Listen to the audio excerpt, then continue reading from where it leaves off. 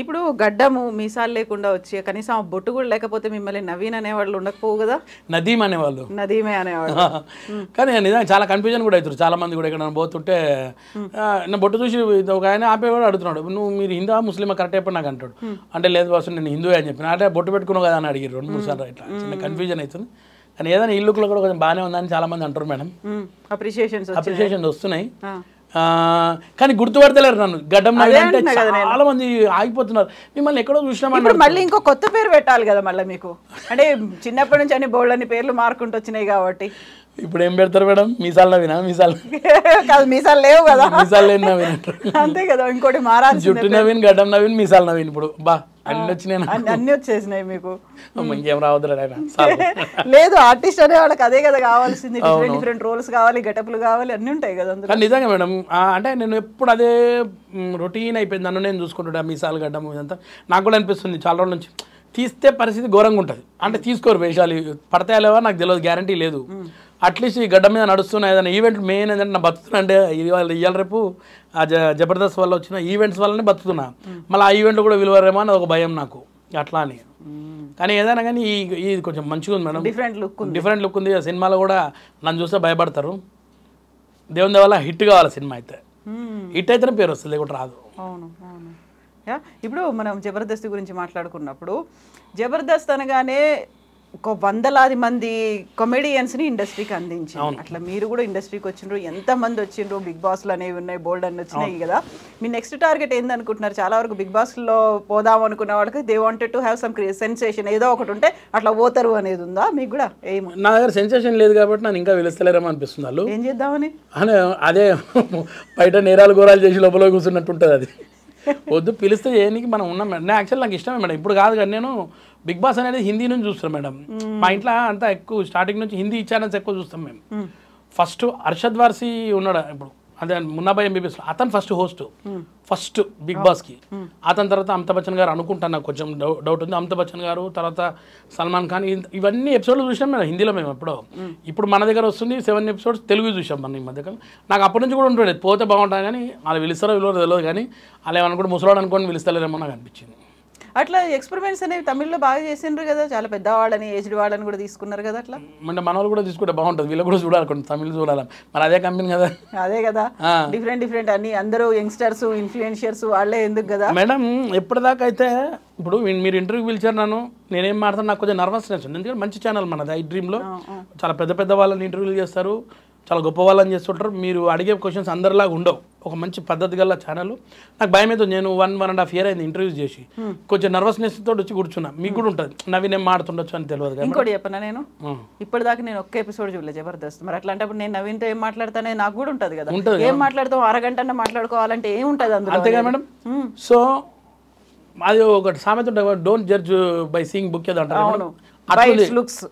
ఒకసారి నన్ను పంపితే నేను ఏం చేస్తాను అనేది నాకు తెలుసు మేడం, లోపల అది నాకు తెలుసు. వాళ్ళు ఏమనుకుంటారంటే ఏం చేస్తలే మా కామన్ పర్సనే అనుకుంటారు. అది ఎక్కువసారి నన్ను కూడా పెడితే నేను ఏం చేస్తాను నేను చూపెడతా. అప్పుడు అదనమాట, అది లోపల ఏముంది మనకు తెలుసు. ఇప్పుడు చూడు మన ఇంటర్వ్యూ కూడా బ్రహ్మాండంగా జరుగుతుంది. నాకు మీకు కాన్ఫిడెన్స్ వచ్చింది, మీ మీద నాకు కాన్ఫిడెన్స్ వచ్చింది, అంతే కదా. అసలు ఏ ఎపిసోడ్ చూడకపోయినా అసలు అంటే ఒక్క ఎపిసోడ్ చూడలేదట్రా బాయ్ అనేది అనిపించలేదు కదా మేడం. అది కాదు కదా మనకు కావాల్సింది. జబర్దస్త్ గురించి మాట్లాడి జబర్దస్త్ చూడాల్సిన అవసరం లేదు, ఆ మనిషి నుండిగా ముంగట మీకు చెప్పడానికి. అయితే ఇప్పుడు జబర్దస్త్ గురించి నేను ఒక్క ఎపిసోడ్ చూడలేదు, కాకుంటే చాలా విన్నది ఏంటంటే దాని చుట్టూ బోల్డ్ అని కాంట్రవర్సీస్ ఉంటాయి, వాదాలు ఉంటాయి, వివాదాలు ఉంటాయి, ఆ కామెడీ పేరుతో జరిగేటువంటి అరాచకాలు అనేవి కనిపిస్తుంటాయి అనేది. చాలా వరకు ఇప్పుడు అవుతున్నటువంటి ఇష్యూస్లో సోషల్ మీడియా ఏదన్నా ఎవడన్నా బూతులు మాట్లాడిండు, బాడీ షేమింగ్ చేసిండు, డార్క్ కామెడీ అన్నాడంటే జబర్దస్త్లో లేవా? డార్క్ కామెడీ ఉండదు జబర్దస్త్లో, కాకు బాడీ షేమింగ్ ఉంటుంది కదా. బాడీ షేమింగ్ అంటే ట్రెండింగ్ నడుస్తుంది మేడం, ప్రస్తుతానికి ఉన్న ట్రెండింగ్ లో అది. కానీ ఇక్కడ అరాచకాలు కూడా ఉండవు జబర్దస్త్లో. ఇక అట్లా పుట్టిస్తారు అనుకోండి జబర్దస్త్ మీద ఉన్న. ఎందుకంటే కొన్ని మంది ఏం చేస్తారంటే రివర్స్ ఉంటారు కదా మేడం, ఈ షో మంచిగా ఉంది అంటే దాని మీద బురద జల్లాలని ఉంటారు కదా కొంతమంది, అలా ఉంటాయి. కానీ జబర్దస్త్ లేకుంటే ఒక 100-200 మంది లేరు మేడం ఈరోజు ఆర్టిస్టులు, ఓన్లీ ఆర్టిస్టులు చెప్తున్నా. దాని దయవల్లనే ఉన్నాము. ఒకప్పుడు జంజాల గారి వల్ల ఎంతోమంది కామెడియన్స్ పుట్టారు, తర్వాత ఈవి సత్యనారాయణ గారి వల్ల ఎంతోమంది మన తెలుగు ఇండస్ట్రీ సస్యశ్యామలంగా ఉండే కామెడియన్స్ తోటి. వీళ్ళందరూ ఇద్దరు లేని తర్వాత వచ్చిన జనరేషన్ జబర్దస్త్. మల్లెమాల సంస్థ లేకుంటే ఇంతమంది కామెడియన్స్ లేరు మేడం. నేను జబర్దస్త్ వాళ్ళని చాలా సినిమాలలో అయితే కామెడీ తగ్గిపోయింది ఉన్నమాట చెప్పాలంటే జబర్దస్త్ వచ్చిన తర్వాత. ఇప్పుడు ఎందుకంటే జబర్దస్త్ స్కిట్లే చాలా వరకు సినిమాల్లో కూడా కనిపిస్తున్నాయి. వాళ్ళు ఎట్లా యాక్ట్ చేస్తున్నారు జబర్దస్త్ లో, సేమ్ అదే యాక్టింగ్, అట్లాంటి డైలాగులు, అదే గెటప్ తో ఇందులో కూడా ఉన్నారు అనేది వస్తుంది కదా. కానీ ఏదైనా కానీ మంచి ఆపర్చునిటీ మేడం మా అందరికంటే. నేను ఇంకా ఒకళ్ళు జబర్దస్త్ లేకుంటే ఈ రోజు కూడా ఫోటోలు పట్టుకొని తిరుగుతూనే ఉంటుండే ఇంకా ఇండస్ట్రీలో, ఇంకో రోజు వస్తుంది ఇంకో రోజు వస్తాను.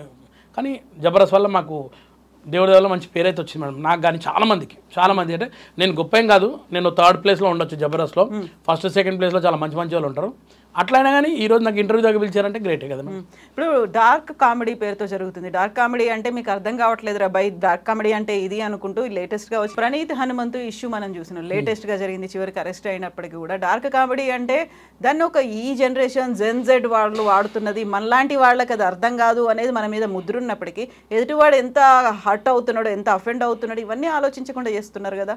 నిజంగా మేడం నాకు తెలియదు, ఈ మధ్యకాలం చాలా మంది యూట్యూబ్లో చూసిన తర్వాత ఏమైందని చూసిన మేడం. ఇంతకుముందు నేను 2-3 కొన్ని చూసిన నేను. అంటే మన తెలుగు సినిమాల గురించి చాలా వరస్ట్గా మాట్లాడడం, వాళ్ళు ముగ్గురు కూర్చుంటారు ఎక్కడి నుంచో బయట కంట్రీస్లో కూర్చుంటారు, వాళ్ళకి ఏం తెలియదు ఇక్కడ ఏం జరుగుతుంది అనేది, దాన్ని చాలా హేళనగా మాట్లాడేస్తుంటారు వాళ్ళు ఇష్టం వచ్చి వాళ్ళంతా వాళ్ళని ఒకటి వాళ్ళే చేసుకొని వాళ్ళని ఒకటి. దీన్ని డార్క్ కామెడీ అంటారో తెలియదు. ఇలాగే హిందీలో ఒక ప్రోగ్రామ్ ఉండే ఏఐబీ వాళ్ళది ఉండే ఇంతకుముందు, అతను కొంచెం ఫేమస్, ఆయన కూడా అట్నే చేస్తాడు. కానీ ఆయనకు కూడా ఇలాంటి సమన్స్ వచ్చిన తర్వాత ఆయన మొత్తం బంద్ చేసి ఏఐబీ అనే షో బంద్ చేసి ఇలాంటి సేమ్ కాన్సెప్ట్ పెడితే ఆ కాన్సెప్ట్ వీళ్ళు కాపీ కొట్టారు హిందీలోది. కానీ వాళ్ళు ఒక లిమిట్ దాకా మాట్లాడతారు వాళ్ళు హిందీలో, వాళ్ళకి తెలుసు ఏమవుతుంది అనేది, వీళ్ళు దాటిర్రు మొత్తం. అవును కదా. మొన్న మేడం అది చూసిన తర్వాత నిజంగా ఇలా కొట్టాలన్నా ఏందో అనిపించింది మేడం. ఎదురుగా కనిపిస్తే ఏం చేద్దాం, నిజంగా కొట్టేయాలి మేడం. ఏంది వరస్ట్ ఫెలోస్, అంత పెద్ద నాలెడ్జ్ ఉన్నోళ్ళగా మాట్లాడి అంత గలీజ్గా మాట. ముఖ్యంగా మధ్యలో నల్ల కలర్ డ్రెస్ వేసుకున్న పోరగాడు ఉన్నాడు, వాడైతే వరస్ట్. వానికి ఏమనిపిస్తుందేమో అర్థం కాదు. కానీ వాళ్ళ ఇంట్లో అక్క చెల్లెలు కానీ చిన్నపిల్లలు కానీ ఉండరా మేడం, చిన్న పిల్లలు పట్టుకొని అంత గలీజ్ మాట మాడతారు వాళ్ళు. ఇప్పుడు దాన్ని ఎంజాయ్ చేసే ట్రెండ్ వచ్చింది, లేకుంటే దాన్ని ఎంజాయ్ చేసే అనేది, లేకుంటే 2 లక్షల మంది సబ్స్క్రైబర్లు ఎందుకుంటారు దానికి? అంతా అవుట్ ఆఫ్ కంట్రీస్ మేడం, వాళ్ళకి ఇలాంటి సెంటిమెంట్స్ ఉండవు కదా. ఇండియాలో ఏంటంటే కల్చర్, మన కల్చర్ ఏంటి, మనం ఏంది మేడం, ఇలాంటి మాడతారా వాళ్ళు అనుకోవాలి. మన దగ్గర కూడా చూస్తారు కదా మేడం. అవును, అన్ని పుట్టి పెరిగి ఈయనే కదా, దీన్ని మైండ్లో పెట్టుకొని చేయాలి. కానీ నువ్వు అవుట్ ఆఫ్ కంట్రీలో ఉన్న సబ్స్క్రైబర్స్ సంతోషపడిపోతే చాలనుకుంటే ఇట్లనే ఉంటుంది. ఒక్కటే పోయిందిగా ఉన్న వాల్యూ అంతా ఉన్న ఇజ్జత్ అంతా పోయిందిగా వాడిది.